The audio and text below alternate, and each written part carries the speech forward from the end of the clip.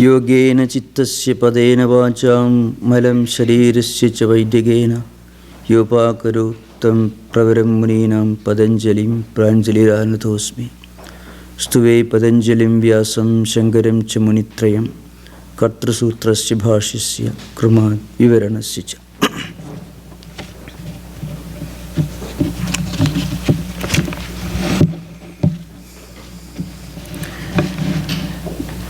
Just a few words by way of introduction, especially meant for those who may be reading the standard published versions of Patanjali's Yoga Sutras. I already mentioned earlier, the standard published versions have a chronological order which is slightly different from what I am following here. You find Samadhipada, Sadhanapada, Vibhudipada and Kaivalyapada. These are the 4 chapters, which means the highest concentration of Samadhi is the central theme, the topic of discussion in the first chapter. The means and methods of practices come later in the next chapter. So perhaps it may be a bit difficult for the beginners to fully follow the method. So I have changed that order a little. I am dealing with some of the very important sutras which explain the basic principles of Patanjali's system of psychology. In the Samadhipada up to 14th sutra. And then I have gone to the second chapter which deal with some of the important techniques and methods and a description of the psychological challenges and problems, and also the methods to confront those problems.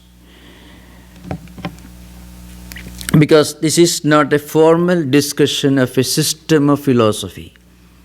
That's what Patanjali's system was supposed to be, according to conservative traditional scholars. It is one of the 6 orthodox theistic systems of Indian philosophy, which is studied more or less as a traditional conservative part of training.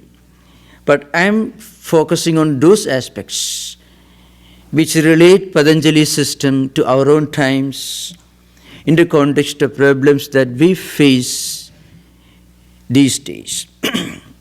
That's one thing.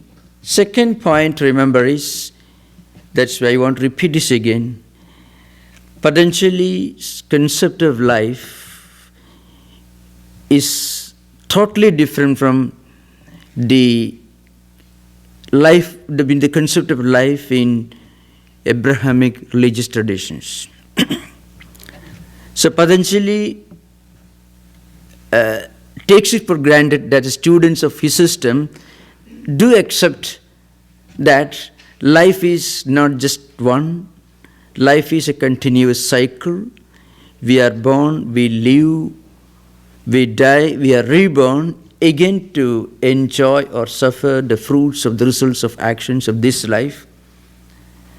So in this respect you find is a reversal of the Abrahamic conception of the human soul, which begins at the time of creation. When God created, the soul is created. And then when we die, we go to heaven, and then we live in heaven indefinitely. That is the concept in Abrahamic religious traditions. To appreciate Patanjali's system, we have to keep all this in mind.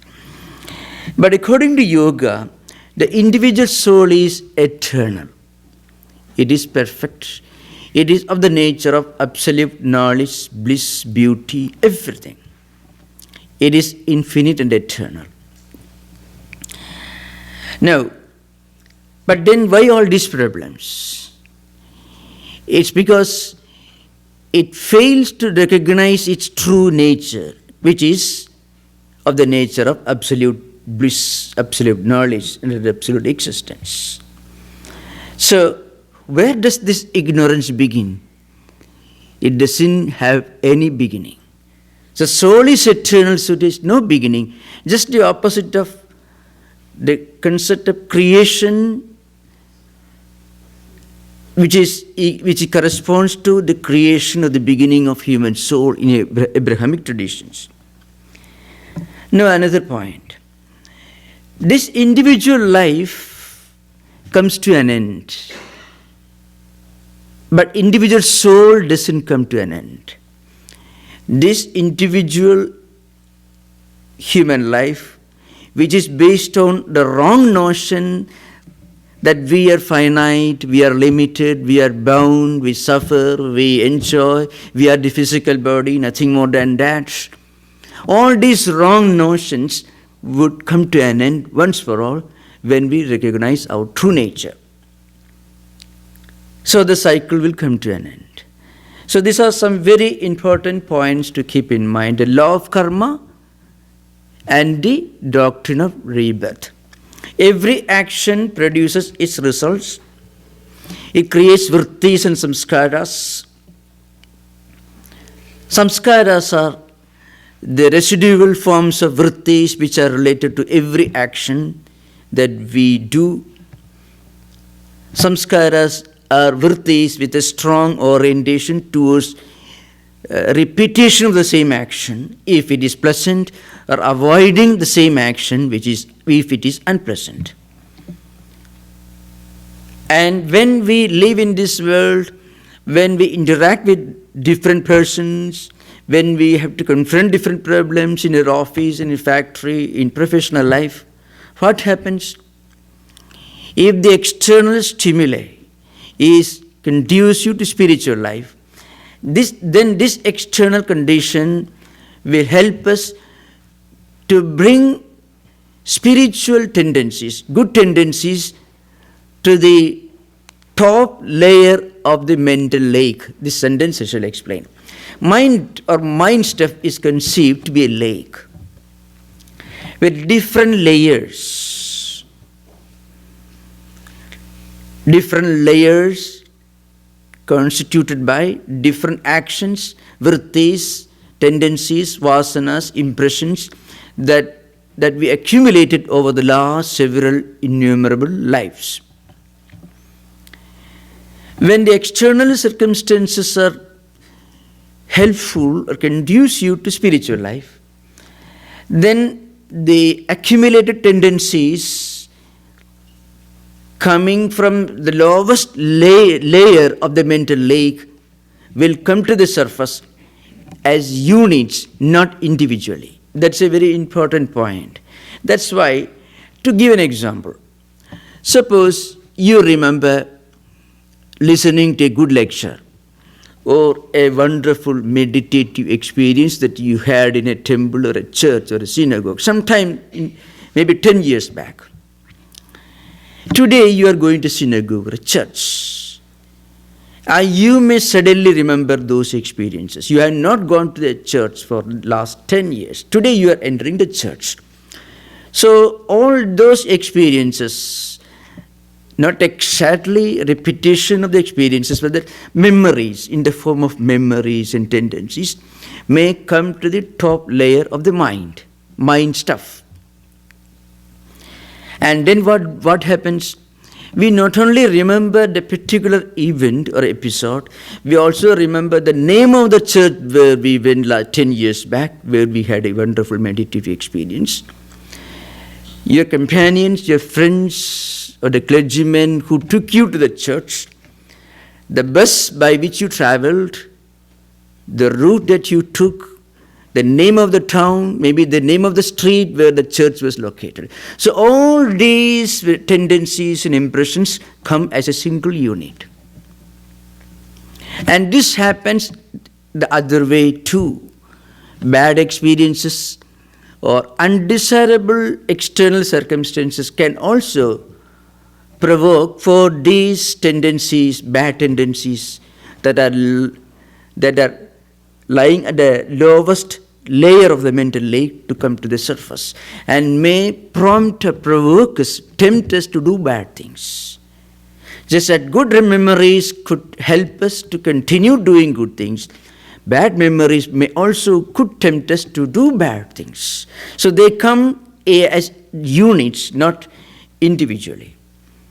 And these units are called samskaras, vasanas. They have a particular vasana to do good things. That should be kept in mind. In this context, I was reading, in the last session, I was reading the 33rd Sutra of Samadhipada, means first chapter in the printed book, which describes the methods of attaining power of concentration by countering the obstacles. We have to face innumerable obstacles when we enter spiritual life. Patanjali says, that the commentators, that once we become aware of these problems, there are no more problems. The mind automatically evolves defense mechanisms. Of course, in psychiatry, you find mind automatically does this. But in yoga, it is a creative, constructive process. It is a problem-solving process. In psychiatry, it is only an escape, running away from it. That's the main point. So, I shall recapitulate a few points. In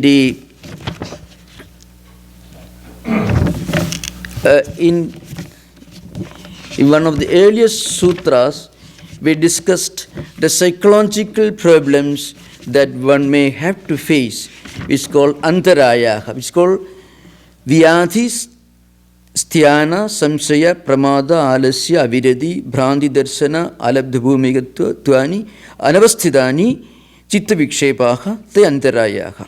9 important psychological problems that any spiritual seeker in her or his life have to confront are listed here. Disease, it can be in the form of extreme likes and dislikes, which is a really mental disease. And then indecision, languor, carelessness, lethargy, mistaken notion, feeling of heaviness, well, am I really going the right direction? And doubts, all this. We already discussed this subject, but I want you to remember when we enter the next topic, which is closely related to all this. Now, these 9 psychological problems have got 4 external manifestations. Dukkha daumanasya angume jayatva swasa praswasaha vikshepa sahabhuvaha. These are the external manifestations: pain, despair, shakiness, inspiration, and expiration, all this. We already discussed this subject, so I won't repeat again. Okay, now, how to confront these problems? What are the causes for these 9 psychological distractions or obstacles and their 4 external manifestations? The real background of all these problems is our day-to-day life, internal mental life and external life. Our feelings, our actions, emotions, impulses, thoughts, etc. And also the problems created by external circumstances, the place, the persons, the events, the episodes that we have to confront. Not all of them may be helpful for spiritual life. Especially in this 33rd Sutra, Patanjali is giving a very, very scientific method of confronting these obstacles. Sometimes our reaction, our attitude towards other persons could create internal problems. For example, as I mentioned last time, when we feel unhappy when some of our friends or some of our enemies, those whom we like or those whom we do not like, become happy or unhappy, we may not be able to share their happiness. So when we become unhappy when our friend is happy, then this unhappiness becomes an obstacle in spiritual life. When our friend is happy and if we are able to share that happiness within, then what happens? This obstacle is solved. So, and there's here one example. We never become jealous or envious of total strangers. We become jealous of only those whom we know, those in whose company we live, our colleagues. If you are a scientist, you become jealous of an Einstein because there is no way for you to catch up with Einstein. You don't become jealous of Hannibal or Duke of Wellington or Napoleon. There is no chance of it. You'll be something wrong with you if you say, well, I'm jealous of Duke of Wellington or Alexander the Great or Einstein. No. You become jealous of only those who are in your own company, more or less belonging to your own status group. Those who are far above you, you don't become jealous. Those who are much inferior to you, far below your state, your level, you don't become jealous. You don't become jealous when a kindergarten boy scores a high grade. So also you don't become jealous when a great world-famous physicist gets a Nobel Prize. If you are a physics professor at one of the universities, you don't become jealous because a great German or some other foreign scientist gets Nobel Prize. But you may become jealous when your own colleague gets a Nobel Prize, those with whom you work. So here Patanjali says, Maitri, Maitri means friendliness, comradely. And we comrades, those who belong to our own, more or less our own age group, intellectually, professionally, in achievements, those who are more or less close to our own status. When they become happy, you should be happy. And you should be friendly with them.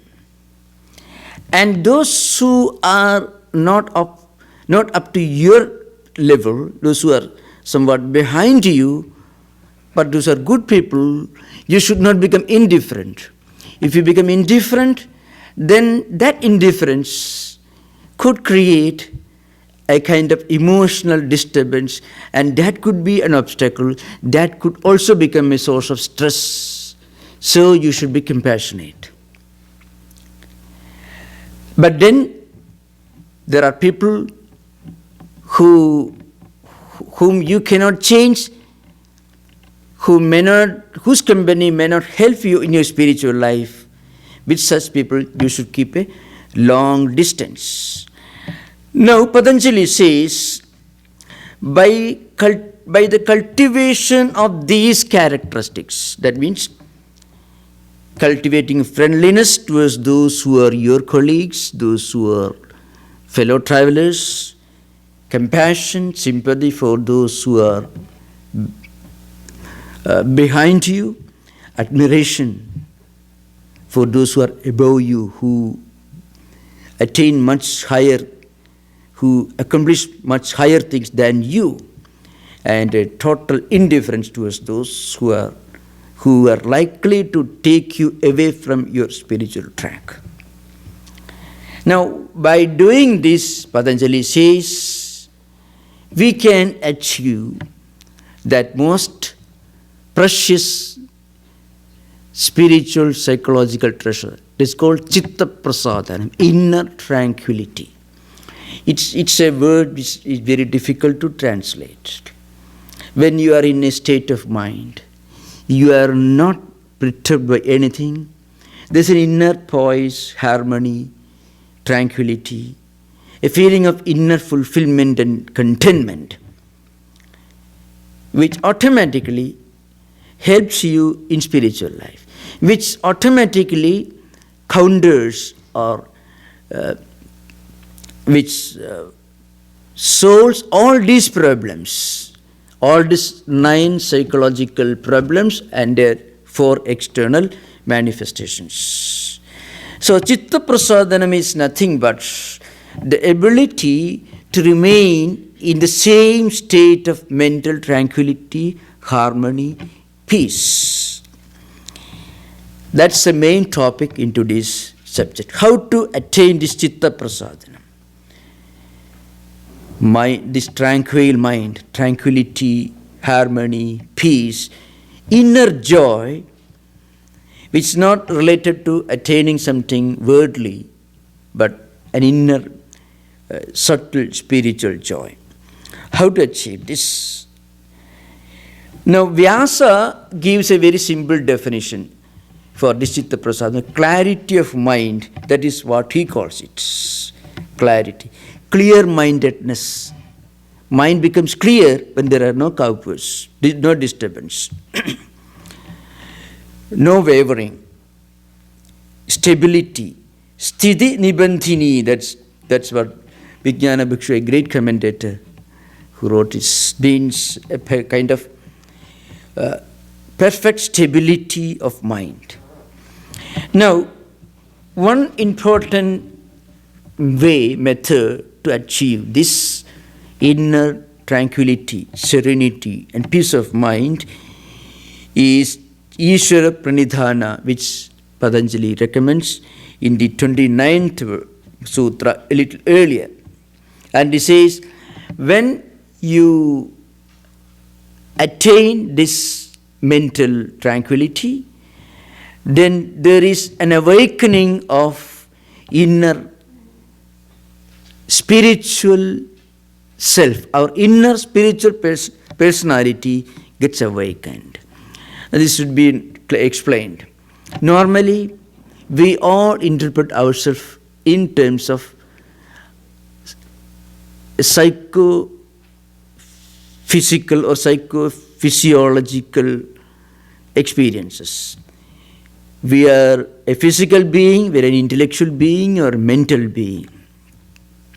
So long, I mentioned this earlier, so long as we define ourselves, we understand ourselves, we look upon ourselves as mere psycho-physical entities, it is impossible to attain Citta Prasadana, the inner tranquility of mind.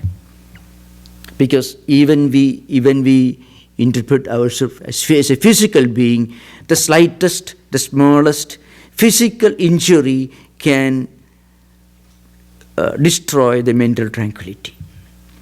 When you interpret yourself as an intellectual being, then the slightest intellectual disappointment could disturb the mental tranquility. So there is a higher reality that goes beyond mind and body. When you reach this level, it is called the awakening of the inner self. We immediately realize we are something other than these physical, psychological beings. We connect ourselves to something transcendental.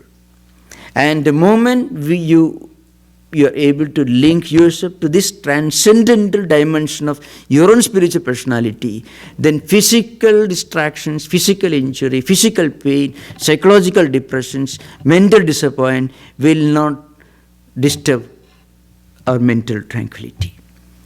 If our mental tranquility, peace of mind, stability of mind depend upon physical enjoyment, then physical harm, physical injury, or any disturbance of physical enjoyment could disturb the mental tranquility. That happens when we interpret ourselves as psychological beings also. Now Patanjali says, rather Vyasa, the commentator says, we must link ourselves to this spiritual dimension of our personality.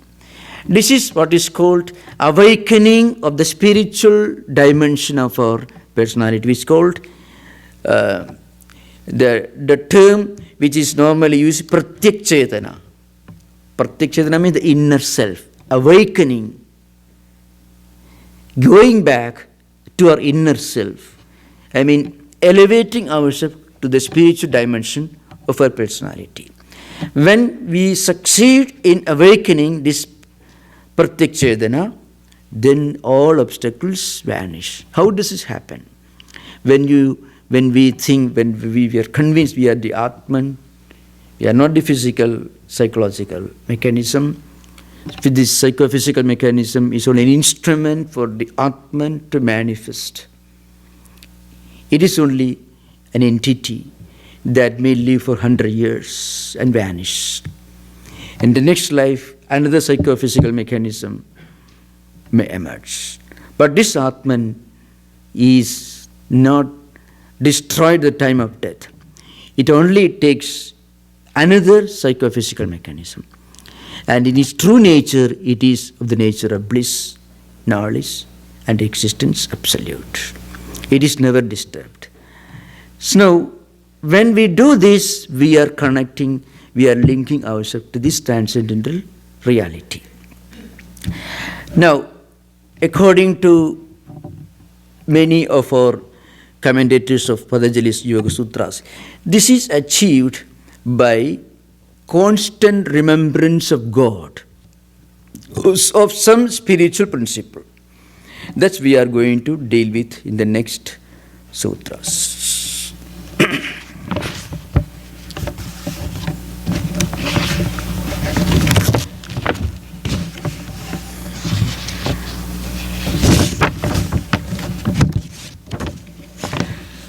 Now, in the first chapter, Samadhipada, there is a sutra, 23rd sutra, Ishvara Pranidhanat Va. Of course, this is explained in the context of attaining cessation of this misidentification of external objects called yoga, citta vritti nirodha. That is, yoga is nothing but a cessation of our misidentification of our own self with the emerging multiplicity of tendencies and impressions and modifications. This cessation could be achieved by one method, and that is explained here, Ishvara Pranidhana, which means devotion to Ishvara. Ishvara means God. Now, how does Ishvara Pradhana help us? Patanjali describes Ishvara Pranidhana as repetition of a great spiritual idea. It's called a special meditation. Pranidhanat bhakti visheshat avarjita Ishvaraha tam anugrihnadi abhidhyana matrena. By taking a great spiritual ideal, a sacred mantra, or reading a spiritual work, a hymn, and by getting absorbed in the meaning of that mantra, we can attain this. That's what Patanjali says. And when we achieve this, what happens? Tajjapaha tadartha bhavanam. When we do that, repeating of this sacred mantra, along with the meaning of that mantra, it takes us to the highest spiritual experience. This is one method. I shall explain this elaborately.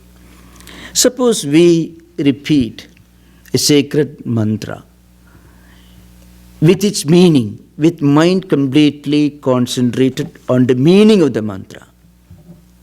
Then what happens? This practice helps us to drive away, to remove all the contrary thought currents from the mental system. This you can even find how this works in ordinary life. If you are always concentrating on one particular ideal, and that ideal is nothing but the meaning of a sacred mantra or a sacred word. It could be any prayer from any religious tradition. The mind constantly dwells on the meaning of that particular word. And when your mind is concentrated on the meaning of that word, the mind evolves a great positive vritti, a great positive tendency or samskara. And that removes, for the time being at least, all the negative thought currents. In the traditional science of repetition of mantra. It's called mantra shastram, it's called in Sanskrit. It's an elaborate science. There are 4 levels of repeating either you Christian psalms or Hindu prayers or any sacred mantra. It should be repeated with the full understanding of the meaning of the word. Because without understanding the full meaning of the word, we won't be able to fully concentrate on the word itself. We cannot fully concentrate on a word if we do not understand the implication of the particular word. When we concentrate on the meaning of the word, the mind goes towards it. This happens at 4 different levels. To give an example, suppose you are traveling in the street, walking in the street, you hear some music, loudspeakers, blurting in loudspeakers, music. This sound is only the most insignificant, either the grossest dimension of the particular speech system. Any word that you hear externally in a loud voice is only the grossest dimension. It goes sthulatam, the grossest dimension of that particular word. When you go deeper into the meaning of the word, then you may not hear it the way you hear a word from a big loudspeaker public address system. But you may hear internally. And internal hearing is possible only if you know the meaning. So your mind goes deeper into it. In fact, the grossest dimension of the word or mantra is called Vaikhari. Vaikhari means that which is audible, clearly audible. What is audible, what is heard, is only the grossest dimension. As you understand the meaning, say for example a psalm or a mantra or a sacred word, you mentally repeat it, fully concentrating on the meaning of that particular word. It's called Madhyama. Means it is a second stage in the evolution, in an ascending order. So, Ishvara Pranidhana is possible only if these 2 factors combine, tad japaka, tad artha bhavana. Japa means repetition with great concentration. Artha bhavana means concentrating on the meaning or the implication of the particular word. Vijnada vachakatvasa yoginaha means the one who understands, they understand the connection between the word and its meaning. So according to many commentators of Patanjali Sutras like Vachaspati, Vijnana Bhikshu and others, this particular sutra which I mentioned here, Tajjabas Tadartha Bhavanam, is a description, is an explanation of the process of Ishvara Pranidhana. That means repeating a sacred word which reminds us of God. If, first of all, we may not be able to do it in a subtle way with the full understanding of the meaning. Sometimes, you may read newspaper, and along with that you also read the Bible or Bhagavad Gita or whatever it is. That's better than reading newspaper only without reading Bible. That's better. The grossest dimension. Now, as we go deeper, we understand the meaning, our mind gets more concentrated on the word because our mind gets concentrated on the word, on the meaning of the word. And then we approach closer to the real implication of that particular word. The first Vaikhari, or the grossest repetition, helps us to avoid repeating other things. Suppose you listen to loudspeakers blurting say, spiritual or maybe religious music. It is certainly good because it helps you to avoid listening to other things. At the gross level, if you can concentrate on reading good things, listening to good things, you can avoid listening to undesirable things. That's the one purpose. It means our mind is slowly drawn away from the undesirable and drawn towards the desirable. Mind is withdrawn gradually from the undesirable things and drawn towards the desirable spiritual ideas. And then the mind goes deeper, the mind understands the meaning and starts concentrating on the meaning of the word. At the third stage called Pashyanti, the third higher stage, where going beyond just concentrating on the meaning, we try to understand and try to fully grasp and become identified with the true essence of that prayer. That is Pashyanti. At the highest level, we become fully identified with that prayer. We become one with it.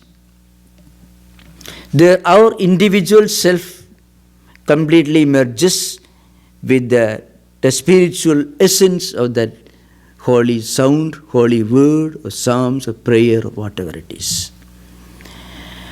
So, the repetition of the sacred word,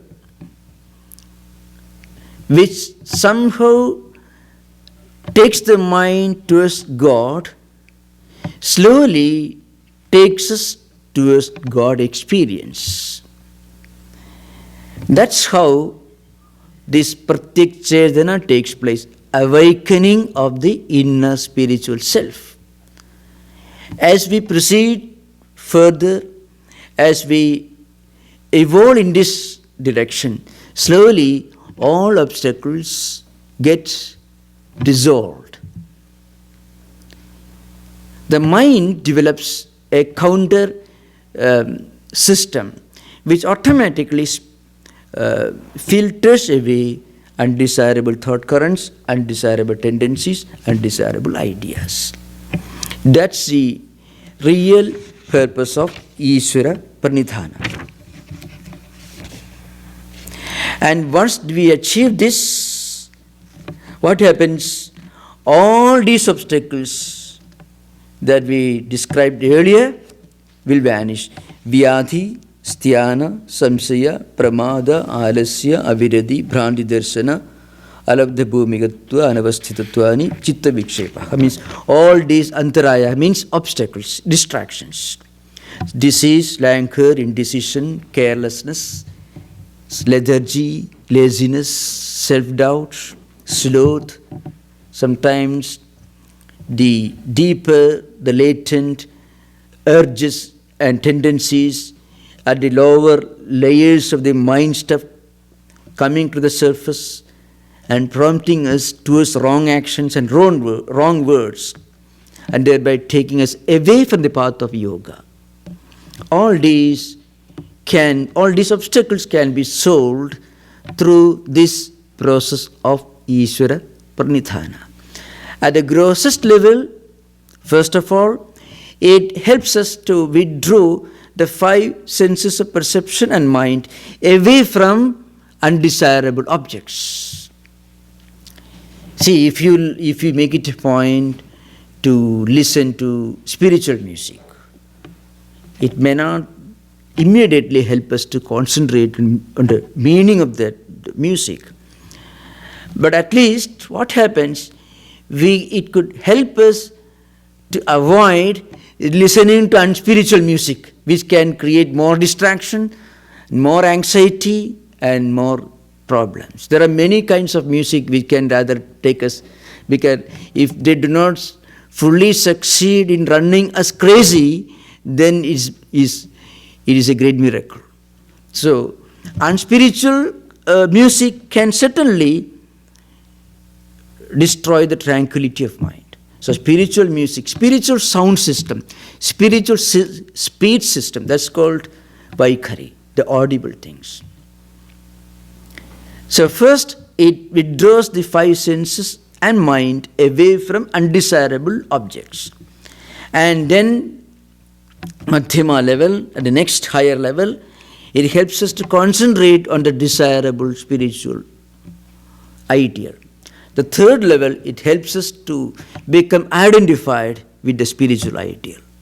At the fourth level, it helps us to get fully merged on this ideal. You find these four levels of evolution in all mystical traditions of all religions. Wherever whichever religion has produced great mystics and saints, you find they all reach the last stage, means para stage, where they become fully identified with the ideal which they were practicing. At that level, what happens? We feel, not just believe, we feel the presence of God in all beings, and we feel the presence of the whole creation in God. In one of our classical books, the Bhagavata Purana, there is a description of 3 levels of evolution in devotional life. We were so far discussing the 4 levels of evolution in the practice of mantra japa, repetition of mantras, repetition of sacred word. That is para, pashyanti, madhyama, vaikhari. Para is the highest, pashyanti next lower level, madhyama is the 3rd level, and vaikhari is the beginning, I mean the grossest level. Now, this happens even without the practice of Patanjali system of yoga. Even if you surrender yourself to God, then also this happens. Ishvara Pranidhana means surrendering oneself to God. Once we really do that, then every prayer becomes a repetition of the same experience. Then prayer or confession doesn't become a license renewal ceremony, where once we confess and then we can continue the same thing. No, the real prayer it completely transforms our life into a spiritual pilgrimage. So these 3 levels are very interesting. This Bhagavata Purana says, at the highest level, the devotee feels his presence and the presence of the whole creation in God, and the presence of God in the whole creation.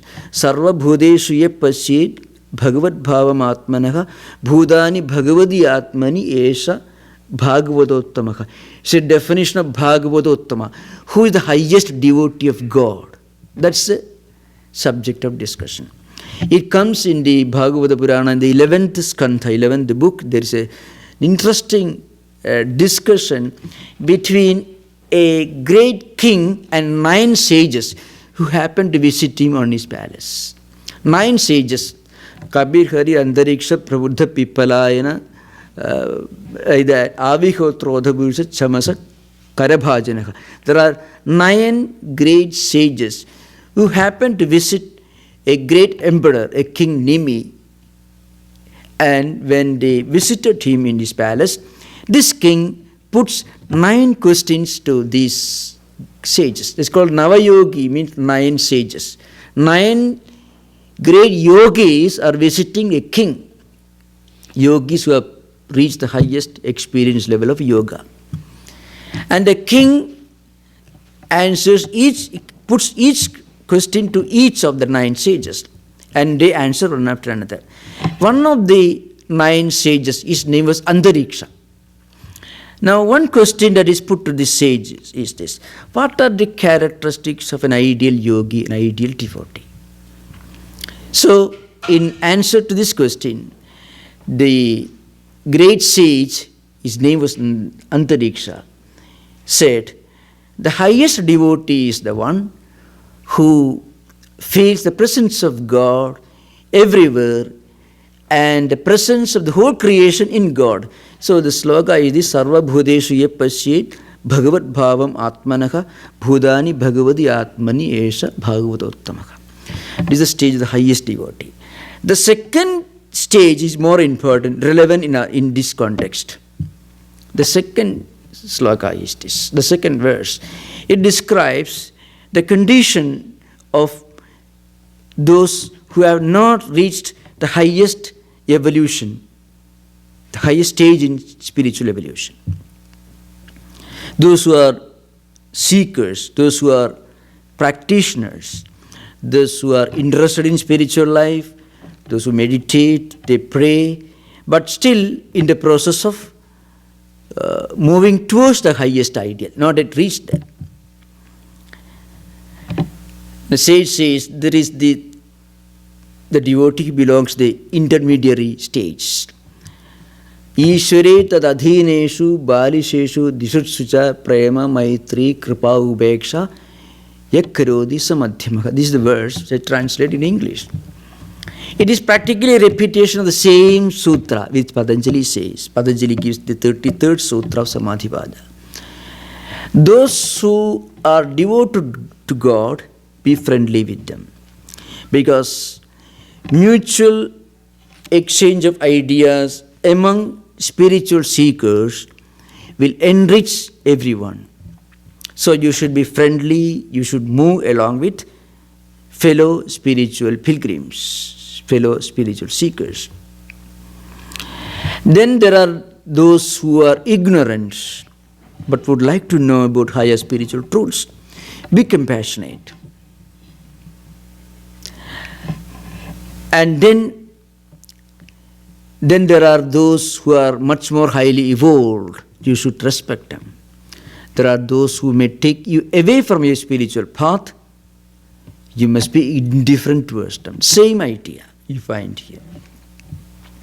So, once we are able to evolve such a spiritual filtering mechanism within our own mind, then we can live in this world, we can carry on our duties and responsibilities, we can interact with people, but still mentally we'll be able to live with everyone, move with everyone, without any confrontation, without any conflict. So, because we'll be able to learn from everyone, and every interaction becomes an enriching process. Once we are able to evolve a kind of spiritual filtering mechanism by practicing these virtues. That's what Patanjali means here. So we will have interaction now. We will have about 10 minutes, maybe less than 10 minutes. So any general interaction, any questions?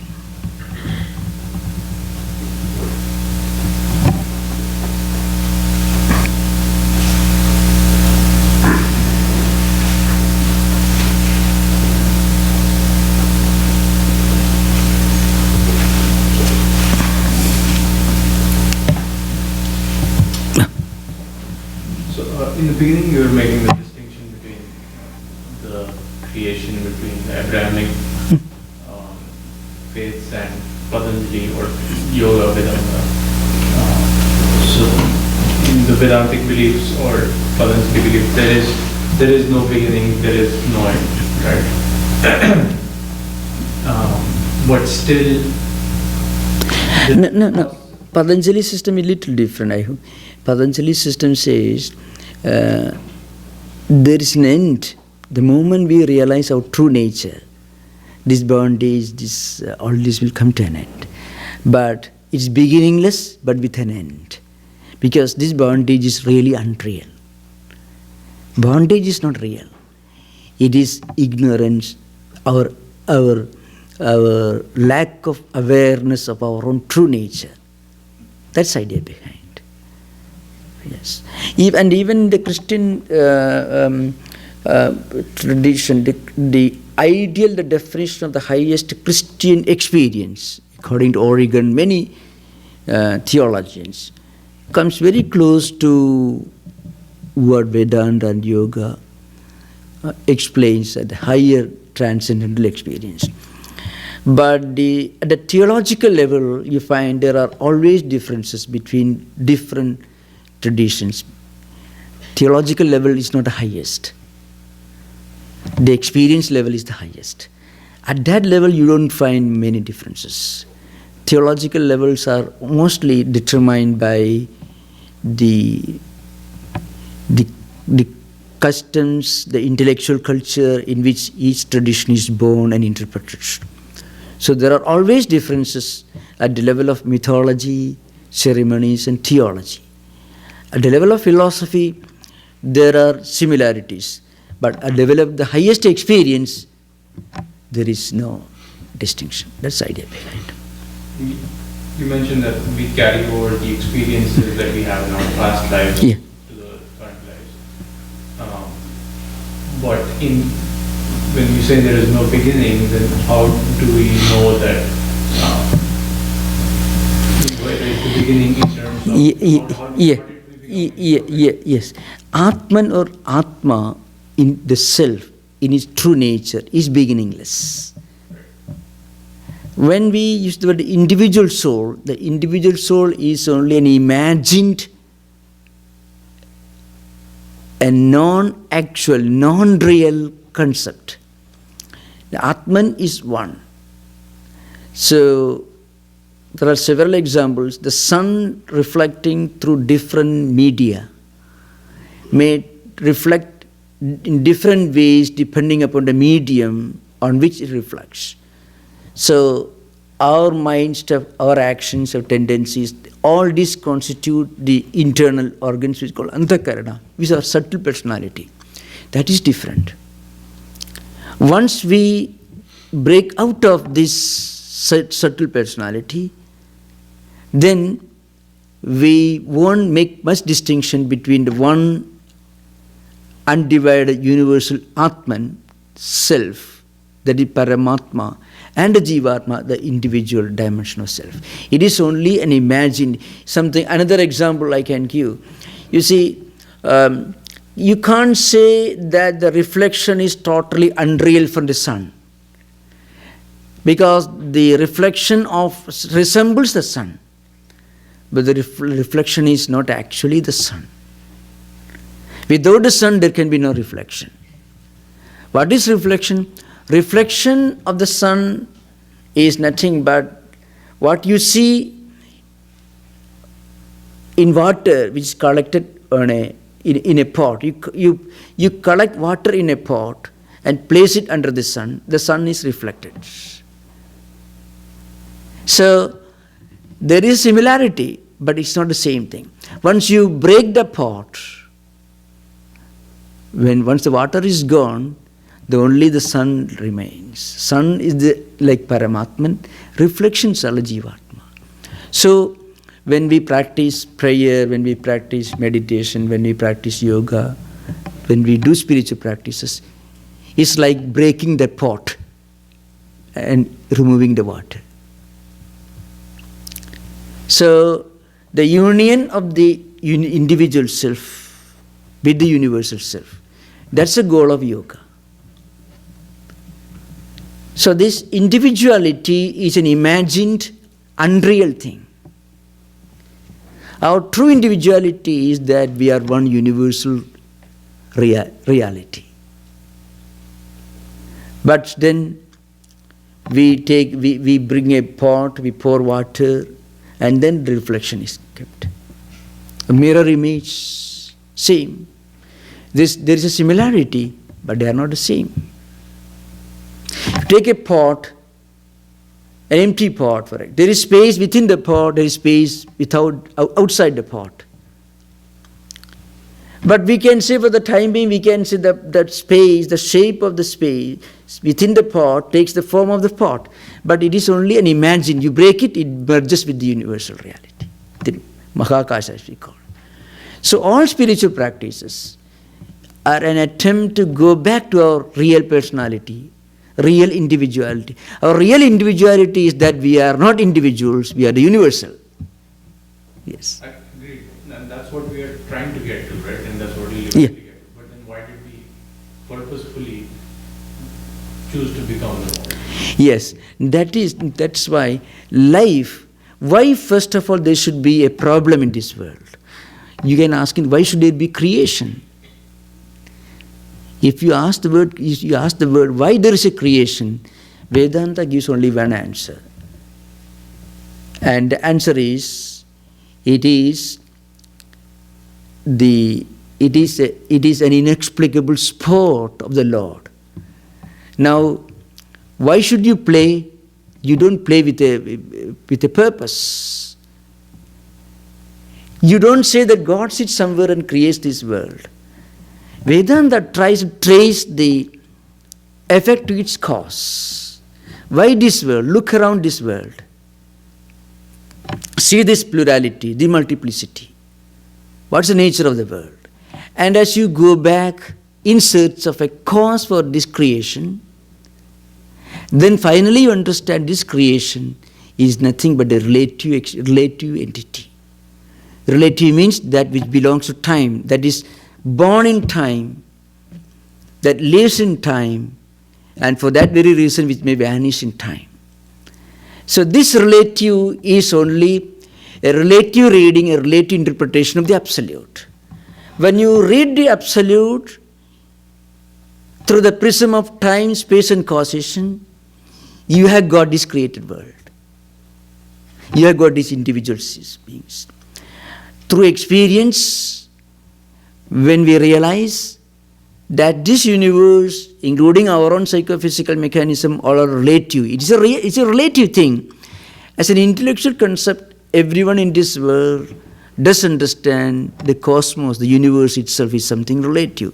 Relative means that which is subject to change, which doesn't remain the same way in the past, present and future. So this changeable relative phenomena is only an incomplete reading, an incomplete understanding of the perfect reality, which is Atman. So Vedanta doesn't tell you that God created this world on a fine day. What Vedanta does is, you look around, see the rivers, mountains, valleys, where do they come from? And you analyze. And then you understand, well, they did not exist before maybe the Big Bang. And they may not exist after several millions of years again. That means they are relative. If this is relative, relativity itself is inconceivable without the background of an absolute, non-relative. Change cannot be understood or conceived without positing a changeless thing. Movement cannot be understood without positing something which is not moving.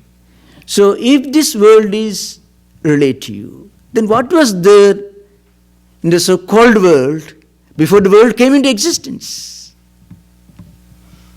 So Vedanta says, this absolute reality is one unborn, and for that very reason, deathless, infinite truth.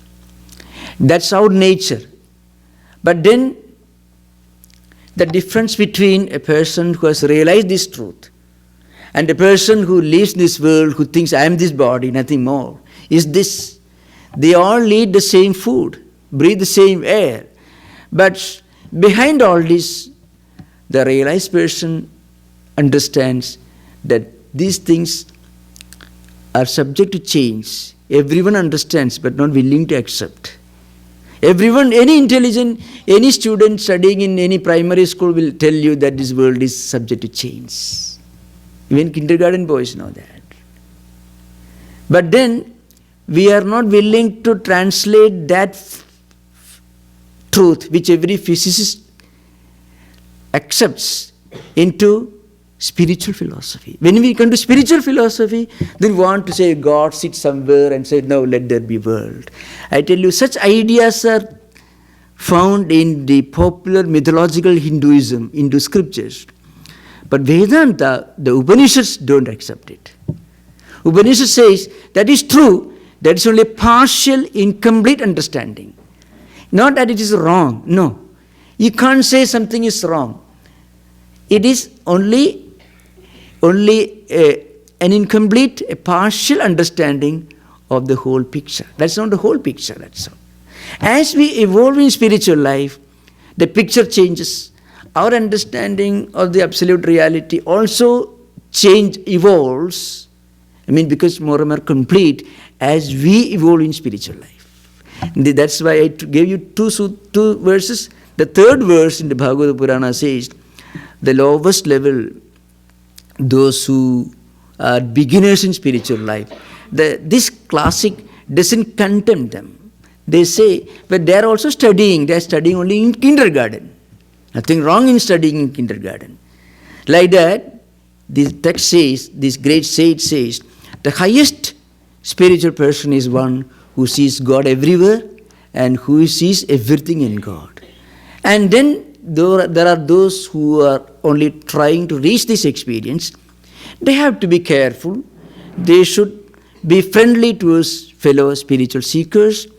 They're compassionate towards those who want to know spirituality, should not hate them, but be very careful when dealing with those who may take you away from your track. Then there is a description of those who belong the most primitive, not wrong, but primitive level of spiritual evolution. Those who are studying the kindergarten of spirituality. He says, Archayam eva haraye pujam cha saddhaye hade nacha tad bhakteshu chanyeshu yak karodi sa prakritaka. Prakrita means the beginner, the one who has just started spiritual life. Well, they believe my God lives in my temple. My God is happy when I read this book.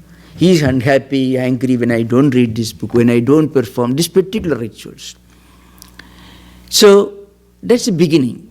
As we evolve further, we think God is everywhere. So there are two types of evolution. The evolution at the level of the spiritual seeker and the evolution at the level of the concept of the absolute reality. That's why Vedanta never says anything is wrong. No. Vivekananda in modern times, he said, we are not traveling from error to truth, but we are traveling from truth that is lower. Lower here means incomplete. From truth that's lower to truth that's higher. From an incomplete truth, we are evolving to a more complete understanding of the reality. That's why I said, at the experience level, you find great mystics in all traditions who had reached this experience. They transcend the limitations of philosophy, theology, ritual, ceremonies, and so on. That's it. So, Shanti, Shanti, Shanti. Hari Om. That's it. Sri Ramakrishna Paramastu.